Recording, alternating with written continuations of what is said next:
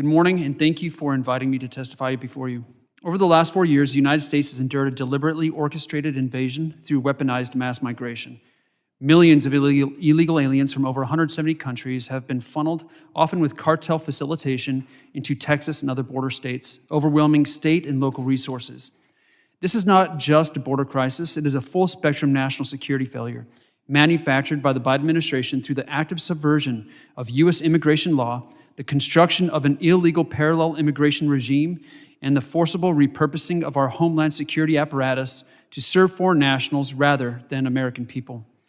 Federal agencies once tasked with Homeland Security were repurposed into logistical arms for mass migration, tasked with processing, migrant care, and releasing millions of unvetted foreign nationals into U.S. communities. This myopic focus on the importation of foreign nationals left us blind to the current state of Mexico and the national security threats emanating from the border. Mexico is not a distant concern.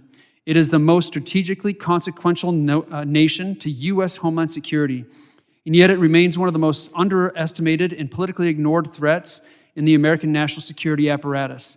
While our defense establishment focused on the borders and sovereignty of foreign nations across the globe, Mexico devolved into a narco state on our doorstep, exporting violence, criminal governance, and destabilization directly into U.S. territory. Yet despite the clear and expanding threat, the Biden administration ignored Mexico as a national security priority, treating the border crisis as a humanitarian management challenge rather than the gray zone conflict it has become. This deliberate misframing paralyzed the federal response and allowed Mexico to become a sanctuary state for enemies of the United States. Mexico today is more accurately described as a state where federal, state, and local governance has collapsed in key regions, and foreign terrorist organizations dominate political and economic life, much like Afghanistan. These cartels function as hybrid threats, closely resembling their Middle Eastern counterparts. They employ terror as a political weapon, control territory, corrupt or co-opt institutions, and use violence strategically to shape governance outcomes. Their war is not against a rival state, it is against the very concept of law, sovereignty, and national borders. Therefore, the security environment along the U.S.-Mexico border cannot be understood through the outdated framework of criminality alone.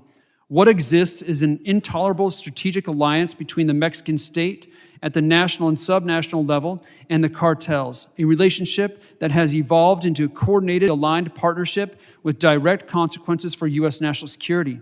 The Biden administration's failure to acknowledge or confront Mexico's authoritarian backsliding effectively greenlit a regime that tolerates narco-terrorism as a cost of just doing business.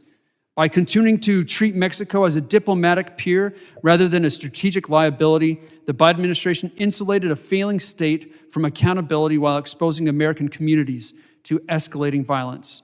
Now, while Mexico is engaged in a non-international armed conflict where cartels openly battle for the state for control of territory and population, the spillover into the United States has taken a far more insidious form. Cartels do not seek to provoke a direct armed response from the U.S. military or federal government, nor does the Mexican state want to risk exposure as a complicit or tacitly cooperative actor. Instead, Mexican cartels have adopted their methods to achieve the same objective: territorial control through covert gray zone tactics that replicate their domination of Mexican society within U.S. border communities. In this model, operational control does not require military confrontation. It is secured through the systematic erosion of institutional integrity and the strategic compromise of U.S. governance at every level. Cartels act as de facto foreign intelligence services targeting federal, state, and local law enforcement, National Guard elements, and the legal system itself. Corruption, bribery, coercion, and espionage are tools of influence, not just within enforcement ranks, but among prosecutors, judges, and elected officials. A recent study found that the Mexican cartels are now the 5th largest employer in Mexico. That same model of parallel governance and economic capture is being exported across the border. In rural Texas border counties, cartel activity is so deeply woven into daily life that the state is rapidly losing functional sovereignty in these zones without a single shot being fired. The communities along our southern border were witnessing in real time their subordination, not just to the surge of illegal aliens or the ambitions of a progressive elite, but to the strategic designs of foreign nations, foreign terrorist organizations, and their vast transnational criminal threats. This is no longer a border issue. It is a national one.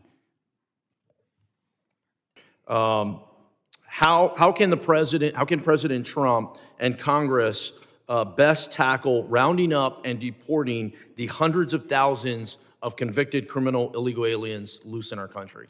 Thank you, sir. That's a great question. The best way to do so is working as a multi-jurisdictional, multi-agency plan through your local, state, and county law enforcement. It's those law enforcement agents or officers that are in the communities. They know the communities. They know the criminality or the criminal elements within their communities.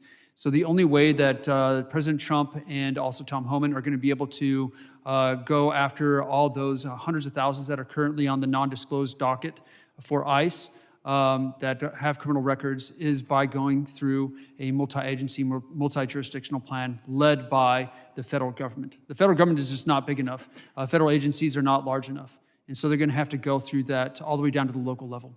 Spot on. I couldn't agree with you more. Last year, I sent a letter to ICE asking how many convicted criminal illegal aliens are in our country.